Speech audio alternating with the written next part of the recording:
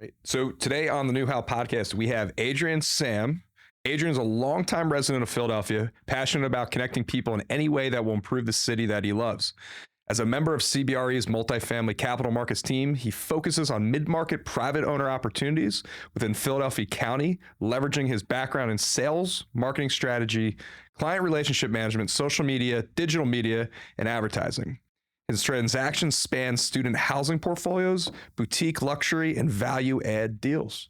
Welcome, Adrian. Thank you. Appreciate you having me, Brian. Absolutely. I'm glad you're here because I'm excited for the value to provide. Like right now, multifamily sector, like there's a lot going on in this world today. It's like, it's great to have somebody here that's like on the cutting edge, working at a massive firm like CBRE where data is at your fingertips and being able to see everything. So I'm excited to dive in. I want to get to that part. But first, I want to understand like, why real estate? Like, where did you start in your career and just your progress as Adrian? Yes, it's a great question. And multifamily is the darling of real estate. So I actually started my career off in TV video production. I had a passion for being a creative and making movies, short films, TV spots, and that's really what my initial goal was. And I built a business in that space for about 7 years. It did really well for me at the time, but I ran into the great financial crisis like everyone else did, and I had to make a decision as to what I was going to do with my business. This was back in like 08. So I started my business probably in 2003, and then so solid run like that. Yeah, it was a good run. It was a real good run. I had some big clients. I had Commerce before they were bought out by TD, and I was aligned with 6ABC and the History Channel. And Modern Marvels was a show I did a lot of work with, Discovery, and so it was a nice run. But I didn't want to move to LA, and I didn't want to move to New York, which is where I'm from.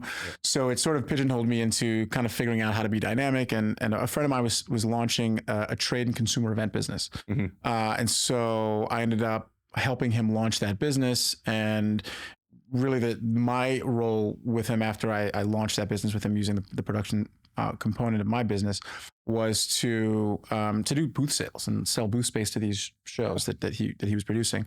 We were doing health and wellness, lifestyle shows, tattoo, car, etc. And ultimately I moved from being a full creative in the TV video film world to someone who was a creative and then sort of operations manager, sales director was my final title there, in the large scale consumer event space, producing I think the end of the run over the course of 9 years ended up doing 36 or 37 events. That's a lot. That's like just 3-4 a year. Like that's a lot of moving pieces. It was, yeah, it really was. And it was a fun opportunity. And, I got to help build another business. I really got to, sort of understand, how to build a team, how to, that's where I got a lot of my advertising experience, my operations management experience. And I was still able to like produce and create, so that was something that I really enjoyed. But underlying all that, was not as much business experience and understanding. Even though I was in a business, building a business, I didn't, I left Drexel early to be an entrepreneur. I didn't finish and didn't get like a lot of the core fundamental understanding of how to sort of truly like run a business properly, right? So I mean, I had mentors. You just always run out in front of traffic is kind of the way to do it, right? You know what I mean? Like why not? I think, when you're young and you're hungry and you're creative and you're an entrepreneur, and I know you have a lot of that as well. Sometimes, it's shoot, ready, aim, or whatever the saying is. But I found sort of an underlying want and need for real wealth building. At about 6, maybe 7 years into the event business, I met a girl. She's now my wife. Her family's in commercial real estate. They're in multifamily investment, investing in this market here in Florida. 2 close friends of mine are developers. 2 other close friends of mine are in the debt and structured finance space. One is in property management, leasing, and investments. And so I started to one, feel a little bit like I was running into a, can I get enough equity in this business? Does it make sense for me? And also like what else is there? And like, how do I really make money? And real money, like, it's one thing to make like six figures and to do really well. It's another thing to be invested and to have wealth scale is and not growth. six figures. Wealth is beyond that. Wealth is, it's also intellectual, but it's also, if you have the intellectual wealth, it's like the money just shows up in a way. Yeah. And I hadn't been sort of as privy to the passive wealth or income conversation. And through my girlfriend and then now wife's family, I started to see more of it and have more conversations with them as we got closer. And then, they were, they extended an invitation for me to come work for them. And I, was blown away by that. I thought it was pretty incredible. I thought I was talented, but it was like, I have no idea about this business. We need to run some conferences. Can you help us set them up? You know what I mean? Like that would have been more reasonable at the time, I thought, but I think they saw my passion, they saw my drive, and certainly a lot of it was just my want to connect people and to connect dots. So I knew that I wanted to change either career paths or just find a way to get closer to real estate. And then I decided, well, let me do this formally. Let me go back to school.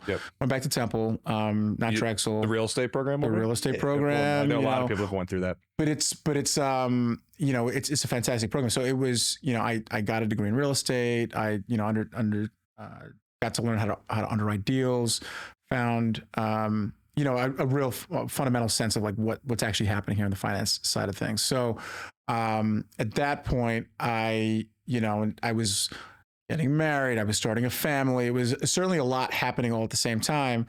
And, it was a big, bite and a lot to chew. But, that sort of directed me into, the space formally, because now I had the degree, I understood what I was doing. I was working and, spending time with Scully Company and sort of understanding sort of what they were doing, spending time with, my friends who were in the development business and having more conversations with them, more rich conversations with them about like what's actually happening, not just sort of surface level conversations you might have with a friend.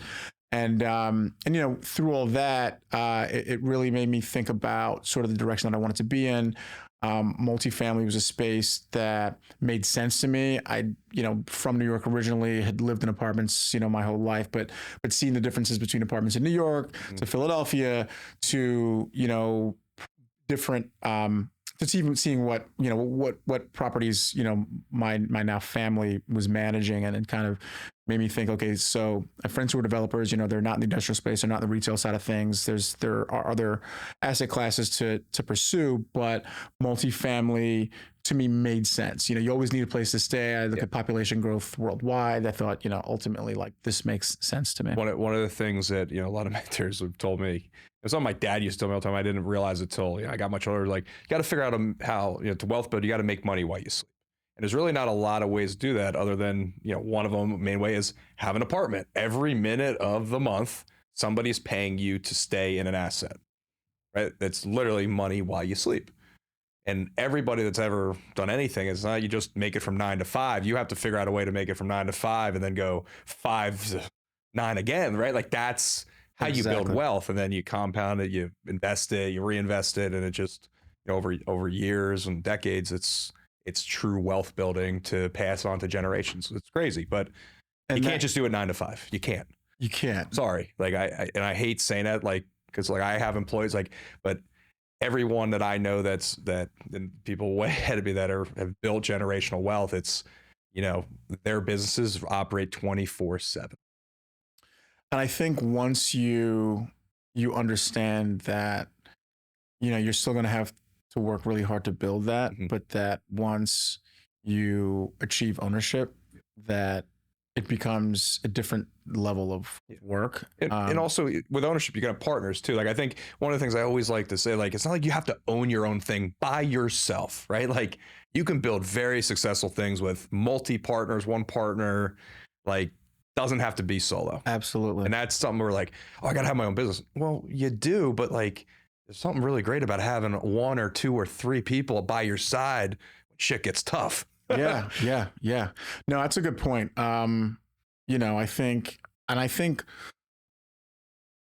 don't know that everyone understands that as you said, I don't think that a lot of young people understand that. I think, and even for me, a lot of what I had built early had been by myself individually, but then you look around and you're like, no, actually, like I do have partners. They might be people that I hire, that I subcontract to, or that I'm a subcontractor, but it's like you're always working on a team anyway. So if you find someone that you trust and that has, the same values that you do, the same goals as you do, maybe you can make a partnership there and make it make sense. Whenever I'm doing a partnership with someone or venture, I used to saying, I'd rather own half a watermelon than a whole grape.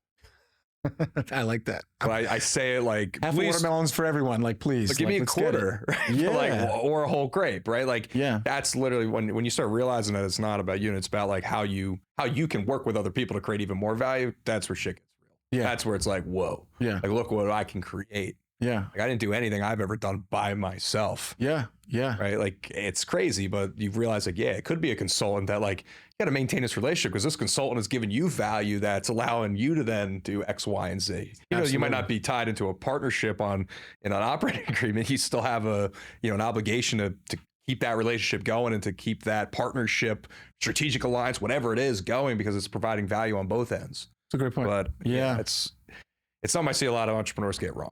Yeah, I really do. I want to chat a little bit about, as in the real estate space, networking. Obviously, it's like, it's a feast or famine industry. It really is, right? Because there's so many people out there selling or buying or acquiring. Right? Like, how do you find new people? How do you talk to me a little bit about or advice you could give to someone that's like just started thinking about starting a business or starting a little thing? It's like, how do you start getting yourself out there? So that's a great point. So, great question. I think there are a few different ways. One, I think anybody who's in at least and brokerage is one piece, but I genuinely like to connect people. And I genuinely like to find out what their interests are and where they are. I think professional organizations are a really good start. I'm a member of NAIOP. It's a professional organization. It's national. It's, a lot more developers, than anyone else, but it's places like AREP. It's another African-American real estate professionals organization that just launched a chapter here in Philly. There are, BIA has events. I mean, there are, a lot of, and especially in this space, but there are things happening every morning, luncheons, happy hours that I think, you have to attend, and I think once you, start to establish yourself as just a person who's just interested in, what you're doing, then I learn what you're doing. You tell me about the next thing that you're going to be at, what organization you're a part of. I then, you introduce me to a friend of yours. I introduce you to my network. It becomes, synergistic pretty quickly. And then you just sort of, knock the dominoes down because they're all lined up there. You're just kind of waiting. What if I'm nervous? What if I sign up for this thing? I go to this breakfast meeting, but I get there in a room and there's 30 people. How do you overcome that initial, how do you put yourself out there a little bit? So I think that's a great question. I think, one of the things that you do is, and one of the things that I try to do is, you don't want to Jason Kelsey take your shirt off and jump on the table, right? That's not what you're trying to do, right? I'm not that guy. I couldn't be that guy. I couldn't be that guy if I wanted to be that guy. Yeah. Maybe after, a lot of drinks, but no. I think that you can enter any one of those events and just say, I'm going to talk to 5 people. Mm-hmm. I'm going to exchange a business card with 5 people. And you can start off slow. And what happens is naturally over the course of time, you develop relationships. You've had a coffee with those 5 people. Those 5 people will just through the conversation will talk to you about someone that they know, and they'll make maybe introductions that are a little softer, a little warmer than just those networking events, because those networking events can be overwhelming. It's just that over time you end up at one of these events and you realize, wow, I actually know 20-30% of the people here. I like the idea because I never thought about it like that. Oh, I want to give my card to 5 people. I never even thought about it like that. Like, you know, I don't have a Straightforward. goal going in. Like if I go to a network event or a BIA, like I'm just like, hey, hi. Like I don't have a goal, but like Yeah. to me, that if I was approaching going into a new market space, like absolutely, like I need to give I got 10 cards, I'm giving them all out. Yeah, no, a lot of it is, I think I'm not, and it's something that's just my strategy personally. I am more interested in developing a deeper, richer relationship with 1 to 5 people than I am sort of this surface level, like here I like just this kind of like in passing relationship with 20 people. Because I think ultimately you're going to do business with people that you really know and that you really do trust, as opposed to someone who's like, you know, they talk to you or they call you all the time, but they're not necessarily someone you're really vibing with, right? And so I think that's important. That's been one of my, I think, best attributes. You know, you still have to find a way to get to volume in this business because, you know, the more touch points you have, you know, the more success you'll see. But ultimately, you don't have to be overwhelmed by these situations if you can be okay with just starting off a little bit slower and finding people that you can naturally connect with. So I want to tell you, why CBRE? There's so many brokerages that like, why go to CBRE when you could have went to anywhere else? I'm just curious. And and for the people listening, like, why CBRE? Yeah, and this is there's a lot to this. I entered this industry much later on in life than I think a lot of people have, though, you know, people are transitioning into commercial real estate later on and more so now just because I think it's more accessible. Especially for someone who's of color like me, it hadn't necessarily been something that I was aware of or it was even on my radar. I naturally have come from the small business space. I initially, coming out of school, looked at some of the smaller shops and thought this is naturally a fit for me. But in having conversations with people and thinking about the big picture, why not be at the biggest and the best? Because you understand how they operate, why they're good, what the value propositions actually are once you get inside. And the truth is the reach is incredible, right? Like this is a worldwide company. It's international. I just had a referral come in for a deal that was going to be in Tanzania. I'm like someone from someone from another large firm, crazy, that I became friendly with, that I sat on a panel with, calls me to say, "Hey, we don't handle DSF in this market. Like, are you guys interested in? Can you guys help?" I was like, "This is the reason. This is one of the reasons why." It literally opens up doors in other continents, like not down the street or in Brewery Town. Like you're talking like, Tanzania. Yeah. Hey, Adrian, I need some guidance. We need something in Tanzania. Like absolutely. And it takes, you know, it doesn't take long to figure out who the person is and how to get connected to them. And you know that there's a level of capability that's, you know, the top level. There's a high standard and it exists everywhere, no matter what. Period. The other piece of it though is, and I think it's a very important part for anyone coming in any firm, you know, coming out of school, transitioning, et cetera, the culture, right? Yeah. Like a few things. One, coming from a minority, I'm a minority, and I knew that if I entered into a space that was going to be a corporate environment, like I had to make sure I understood the landscape and the culture.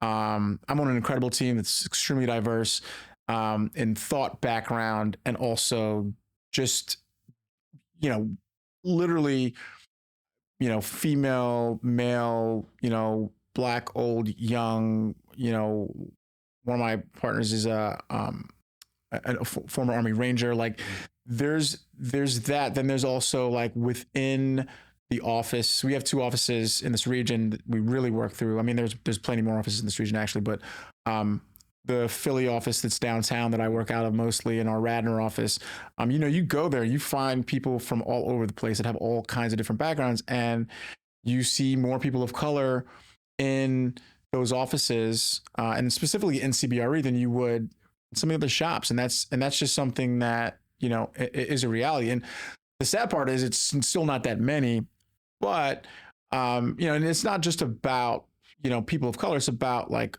the understanding of people who come from different backgrounds and like whether they're welcoming or not. And like if they're willing to mentor you and if they're willing to understand you and they're not just sort of a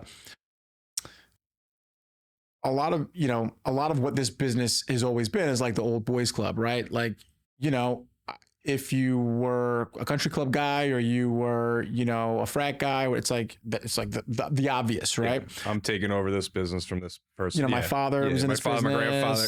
Like, I have a friend that literally his grandfather was buying up real estate. His great grandfather was buying up real estate in New York when they came over abroad. Literally, I'm not mentioning names, but owns the block catty corner to Trump Tower in New York, and he gets a check. He's my age. He gets a check every quarter. It's crazy, but think of that generational wealth that was built at a very different time, right? It's wild. Imagine owning a piece of a city block in New York, and he's one of like. How big, think of how far that family tree has gone since that point. He's one of 100 some people that have a piece of that. Absolutely. And so it's crazy. I think that's an important piece too. So I look at it like, you asked, and one of the reasons, and sort of I'll pivot back to that question about why I got into commercial real estate. And it's a place that minorities have been excluded from for many, many years. And for people who aren't even minorities, but there's no understanding of commercial real estate for a lot of people. And it's a place where once you get in here, you understand what it looks like. If you can underwrite a deal, you can start to buy property and you can start to create wealth generationally. And, you want to, in a few generations, own some property and then you'll see the wealth. And I think that's a big piece. But yeah, CBRE is a big company. It's one that I think has a lot of diversity in thought. Give me an advantage of, obviously, other than, hey, I can call someone in another continent and get a referral or vice versa. They're calling you to be in Adrian, I need some help. But like, give me like some tech advantages. Like, do you talk about the data you have? Like, what can you see that other people can't because you're at CBRE? So that's another great point too, right? So I'm full of these points. I want to know. You want to really get in here, right? I want to understand it. Yeah. So here's the thing, right? Like we have the most brokers. Mm-hmm. We have the most analysts. We have the widest reach. So we're able to aggregate the greatest amount of data. Now, as you know, data needs to be interpreted, but we have the best of the best across the board, right? Like you're coming to CBRE, and CBRE is extremely discerning with who they're hiring, right? So they're looking for the best of the best. And over the years, CBRE has acquired many different technology companies, many different companies that have capabilities that are outside or that can maybe ancillary at the time, but that can fully be integrated within their business and to help advance that platform. And that's what I think has been their value proposition. That's why they've grown. That's why we're larger than the next largest firm by 3 or 4. And so when I sit down at my desk, I look at our platform. We have the intranet, which is a page that we can tap into, and it literally has, it has historical data from whatever submarket I would be interested in. It has, all of the, pro formas. It has, the level of comps, the depth and the detail in the comps and the comp sets that we can look at, make it so that when we're pitching, we're more accurate. Yeah. We are better positioned to be able to tell you information or share information with potential clients, that is just better than everyone else. And I think, we'll see that a lot in the market. We'll see other houses that we compete with, giving valuations or sharing data that it's counter to what's actually happening. And we can say, look, like, I understand that, you've been told X or Y, but it really is Z, and here's why. Here's the swath of information that we can present to you. Metro area that like we've been, we have, we have location services. There's something called Dimension that we work with that literally and it's for many asset classes and not so much multifamily. We're actually working on making the multifamily component more robust, but we're tracking, like cell phone data. Yeah. It's able to like truly find what the traffic patterns are, like give you a better understanding, but deeper and more accurate. But where people are moving, how stuff's like, where's the why that submarket that you're considering is actually on fire, and you should be there, or should be on fire, or where the next growth points are going to be. That's exciting, and that's fun, and that's something that I think it's hard for every team in every location to always utilize. But at the end of the day, when someone has a very specific question for me or anyone on my team and anyone on the platform, we can tap into that. That's amazing. That's global, literally global enterprise at the highest levels, being able to just provide that. Because if I want to sell one of my buildings, someone might tell me it's 3 million, someone's 5. You might say no, it's actually 2 because of X, Y, and Z, and you can go with that guy says he's going to get you 3 or 5, but now it's going to be 2.8. It's worth. So the other piece of it too, and that's important, right? Because there's the data, there's the technology, but then we have a lot of experience. So as you know, right? Like you are always asking someone who knows more than you what to do, right? Absolutely. So within the platform, there are people who know more than myself, that know more than the senior person on the team. There are people in the market who are like, well, actually, like here's, I've seen this type of deal this many ways. This is just the 3.0 or 4.0 iteration of that deal. And like, let's be careful about all of these different things as we approach this. I bring that to a client or potential client, and they can say, wow, like I just feel better at least knowing the truth or the potential pitfalls to what decision I'm going to make. And knowing next. that if there's a shift in the market, like you're already going to predict it or be ahead of it. Yeah. I mean, it's being able to see what, no one else can. Mm-hmm. And being good at understanding that the capabilities are there for us to be able to do that. And that, at least for any opportunity, you give us a shot to share that information with you, because you'll find that value proposition there. What's been the biggest risk you've taken so far to date, your entire journey? I mean, the biggest risk is this.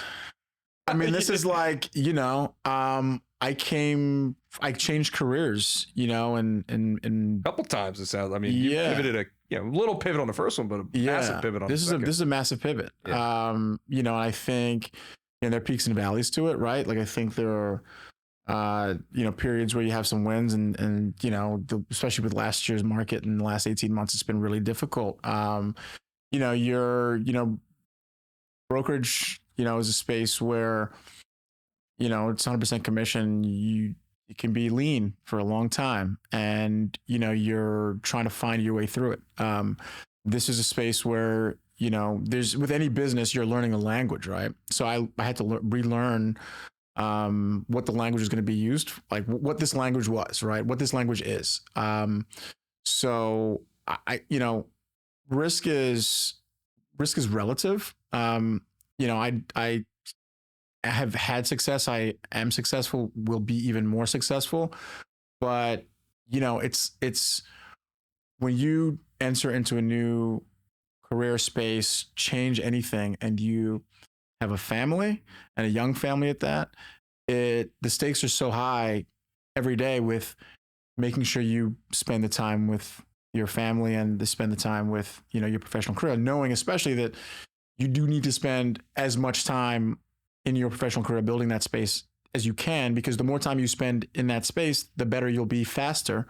While you're also trying to, keep your family intact and make sure you spend time with, the children that you're hoping to raise and be good humans, right? So the risk is relative, but it's changing careers at a time where I was not single, I was not 25, or even 30, and have a lot of things to solve for. What do you talked about the mental stability of that, right? Because a lot of times people don't understand, I'm going to do this, but they don't understand what it takes up here to handle that. What do you tell yourself? How do you talk to yourself? Like, how do you reset to kind of keep that level of risk at bay? Because anybody that's in business, changing businesses, doing something brand new, like that is like, I'm going to fail. I'm going to feel like, how do you tell the human nature of like, bad, don't do that no, it's going to be okay. How do you do that? I think you give yourself grace. because there's a lot of times where you just get punched in the face. You're getting punched in the face every day. There's that void of knowledge. There's the first piece where you enter into it and you're like, I have no idea what's going on. Then there's the part where you realize, well, actually, I do know a lot, but now I realize how much I didn't even know, because, you don't know what you don't know. And then, there's the part where you really have to find ways to motivate yourself, keep yourself motivated. And that, I think, involves communication with your close friends, with your peers, people on your team, finding things within work that can be smaller wins for you, being able to really celebrate just meetings and not listings. I like that. Celebrate meetings and not listings. I love that. I've never heard that before. Because you know good and well, like, at the end of the day, you get a meeting with someone who's important, and you shine in that meeting because you're going to share who you are, and people are going to like who you are, and you're going to be able to help them at some point. And it may not be today, and it may not be like for 5 or 10. It could be forever in the future. But the idea is that you learned something from them, and you were able to share with them what your capabilities are and what makes you unique to be able to help solve their problem, or make them see something that they didn't even think or consider, that they find valuable. And so it takes a lot, I think, to find ways to keep yourself motivated and to be, sort of head above water, when you're just starting out. But working out, ingesting information as much as possible from podcasts like yours or others that, the CBRE has a great podcast with Spencer Levy that leads it. There's another great podcast, the Rate Guys podcast. It's good. It's just like, you got to keep feeding yourself and understanding that at a certain point, you do hit 10,000 hours. Like, there's 100 hours, there's, 1,000 hours, and it takes a while to get to 10,000, but in between here and there, you're going to be getting better, 1% better every day. And for those that don't understand the 10,000, what he means by 10,000 hours, like 10,000 hours to really truly understand what the hell you're doing in anything. I mean, 10,000 hours, a typical working year is only, because I know that it's like 1980 hours a year, 1920 hours a year is like a typical working year from a 9-to-5 job. So 10,000 hours of that, you're looking at 5 years potentially of working in a job. But you can expedite the shit out of that if you work your 9-to-5, come home, kiss the dog, and get back to it. Exactly. And then, can you do that? But can you do it? But and how do you balance that? Right. Yeah. That's the challenge. And then kind of touched on it, but the work-life balance, like, obviously you have the mental balance, but it's like, and then I need to be present. I need to be present with my wife and my kids. And then I also have to be on my A game when I'm at home. And, everybody goes through, every entrepreneur, anybody that starts a business has to sacrifice somewhere. Because the one thing that, regardless of, race, job, where you came from, we all share one thing in common. And it's, we all have the same 24 hours in the day. Exactly. That's it. That's literally the only common between everybody. How do you use it? How do you use it? And how do you get effective with it? People don't understand it. Like, I'm no different. You're no different. Anybody that's very successful out there is no different. We're all the same. We share 24 hours in a day. Yeah.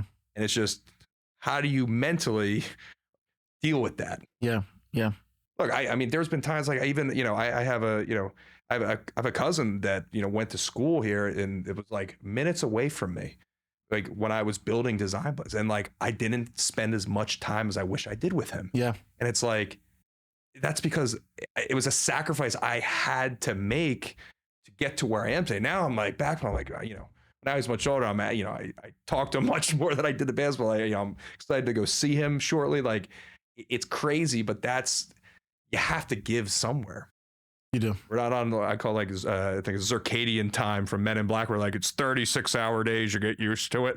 It's unfortunately, we don't have that. We don't have that, no. But, with 24 hours, you got to make the best of it. And, you have to sleep. Like, people, don't not sleep. Like, I will tell you, I've done it. I've done the stay up till 2, 4 a.m. and like try to get up at 7 before, like, you can't do that. I've even tried the everyman sleep cycle. I don't know if you know what that is. I've actually tried different sleep cycles, where you stay up for, there's multiple ways to do it.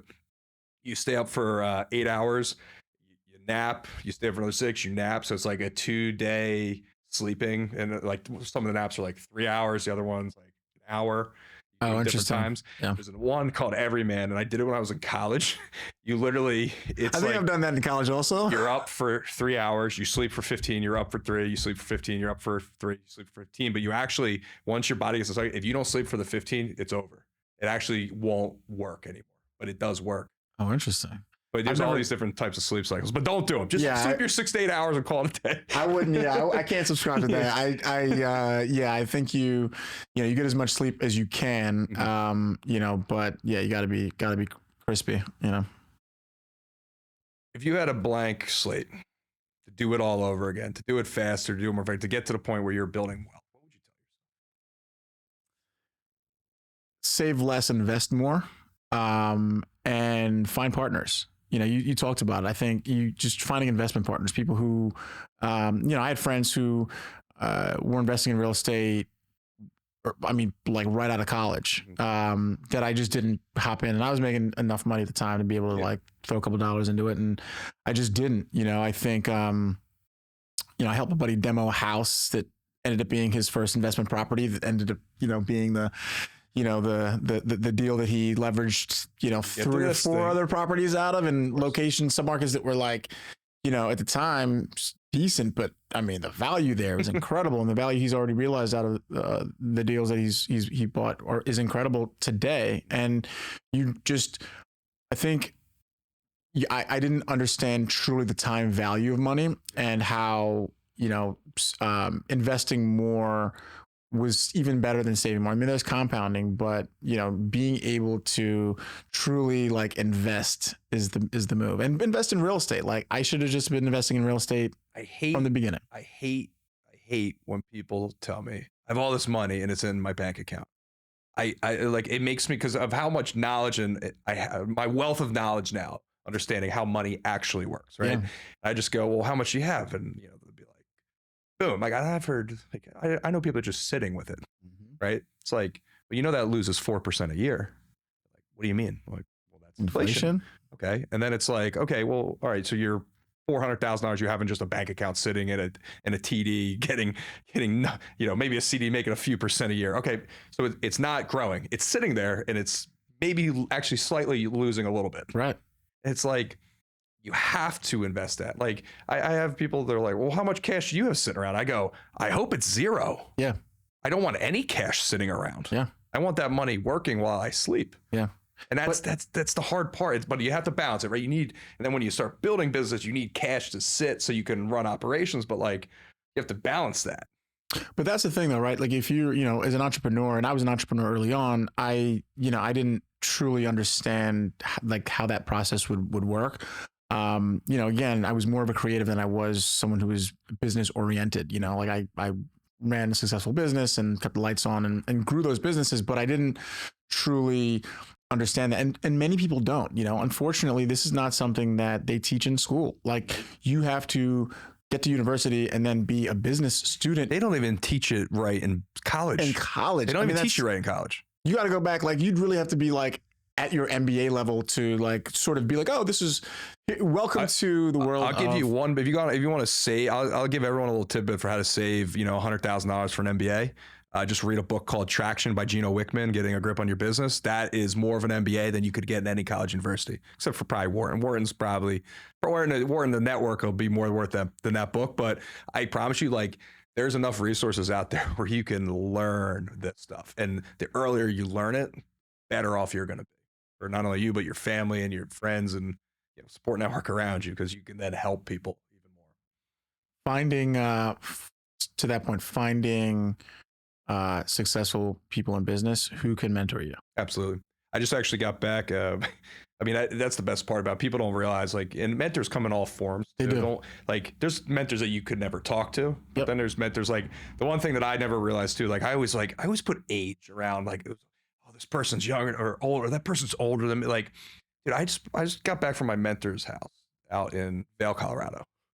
This guy's 84 years old. He travels around the US in 3 different locations. And I met him through a real estate transaction, right? But like, he's 84. He's skiing. He's healthy. His wife is skiing. They just got 2 new dogs. And like, it's crazy. I'm 34 and he's a half a century ahead of me. And I'm looking at him like, and he's looking at someone like me, like, look at this kid. Like, I'm learning from this kid, and I'm also here learning from him. It's like, when I quickly like realized, like, don't put age, like, you got to realize like mentors can be younger, older, same, like, doesn't matter. They might not even like it exist in some ways, but like, you got to not think like, oh, I can't have an 84-year-old around because they're outdated. No.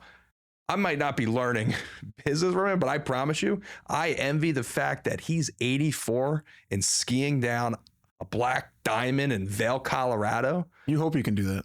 I hope I make it to 84, right? Let alone be able to ski when I'm like, so it's also like making me go, I need to make sure I got my health in check. I got like health as well, right? Like, all those details. It's crazy. So your mentors can come. It's not just, they got to teach you about how to run a P&L statement, right? But they can also teach you about like just life in general. Like that's like I want to be at a point in my life someday where I can just move around different states in different times of year, right? I want to ski with my wife and my kids out in Colorado for a month. I want to go down to Florida, right? It's like, you see, it's possible. He just used his 24 hours in a different way earlier on and got to a certain point. It's crazy. It's just wild to watch. I love that. And I love that perspective because it goes two ways, right? Like if you start mentoring someone who's younger than you, you start to realize like how much value they're providing you, right? Absolutely. The amount of information, your business, your background, your ear to the street on technology, we were talking about blockchain the other day, like stuff where, he can read it and he can do all the things, but he's like, but he picks my brain. He's like, I need to like find out. You tell me what I should be doing. And you're like, you tell me what I should be doing. It's like, so it goes both ways. So I think if you're also mentoring, it's a good thing for you. And it's value going both ways. One last thing, you got to leave a tidbit for the listeners. What's like one thing that sticks with you every day, or something like a core value you live by? Like what's the one thing that like keeps you moving forward that you wish you could? You could always have told yourself everything earlier, but like, I'm starting out, like, what do I need to know? What am I about to get into here as a business owner, entrepreneur? Don't be afraid to be in over your head. I think that, you asked about risk earlier. I think, it's terrifying truly if you let it be. Any decision you make, like if you start to really boil it down and think about it, you're like, this is nuts. What I'm not be the smart thing to do. But like no one who is great or who achieved great things didn't just take that leap of faith, right? Like you have to trust in, what you know and what little skill set you might have, what, everything about you that is you. There's something there, right? That's good. That's maybe a little bit better in certain areas than others. You're still gonna have to learn and figure it out, but you gotta go for it. I heard someone tell me something that I do tell myself on the days where I'm lagging a little bit, and it's, why not me? Like, that's another one I've never heard. That's amazing. I love that. Like if you're my father-in-law gave me that one. If you're someone who's looking to truly be great, at a certain point, like you have to just decide to be great. Yep. And, there are times where it becomes hard and you get sort of bogged down, but you just stop and say, like, why not me? Like, people everywhere are doing great things. Like, why not me? And that helps keep me motivated. I love that. Yeah. Yeah. Adrian, I can't thank you enough for coming on today. I know people are going to be messaging me about this episode. This is really cool, man. The amount of value you provide to listeners today, inspirational. Thank you. And hopefully we'll have you back on. Like, I'm excited to see where your journey takes you in 5 years. You're coming back. I'll come back. Not tomorrow, but a few years. You're going to come back. I want you to talk about, what you're going to accomplish, because it's going to be amazing. Some big deals. Yeah. No, I appreciate you having me. Yeah. It was great. Yeah. Awesome, Brian. Thank you. Yep. Yeah. Take care, man. Have fun? Yeah. It's awesome, dude.